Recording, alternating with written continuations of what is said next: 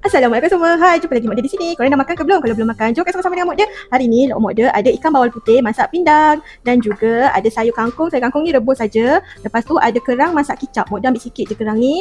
Dan kita ada sambal terung asam. Sambal belacan terung asam. Siapa suka? Jomlah kita makan. Sebelum tu Mak Dia nak rasa kuah pindang ni dulu.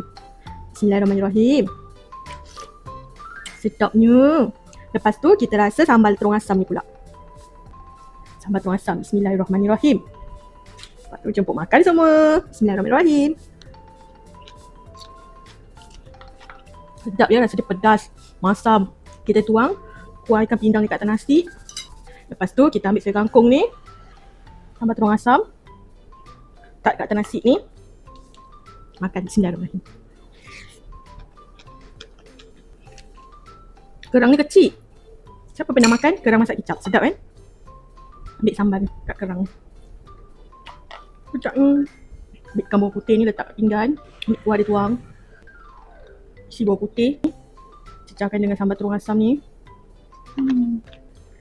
Sedap ya. Kerang kalau kecil-kecil, Mak Dia suka kopek banyak-banyak baru makan.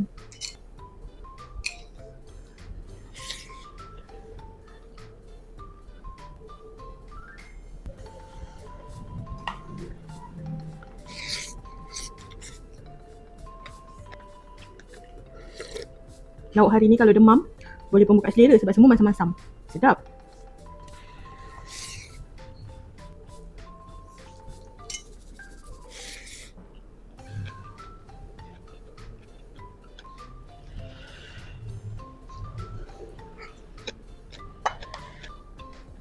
Sedap tu sambal terung asam ni. Kalau ada kat pasar, korang belilah terung asam ni.